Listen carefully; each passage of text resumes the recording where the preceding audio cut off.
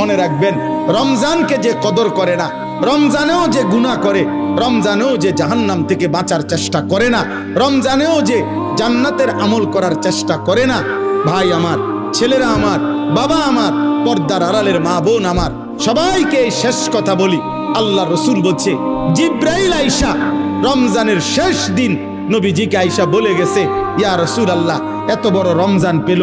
ইফতার, সাহারি, তারাবি, এতেকাফ, শবে কদর, প্রতি ঘন্টা মিনিটে এত মাফ নেওয়ার সুযোগ থাকার পরেও যেই নাফরমান জাহান্নাম থেকে বাঁচার চেষ্টা করে নাই, গুনাহ থেকে আল্লাহর কাছে মাফ নেয় নাই, জান্নাতের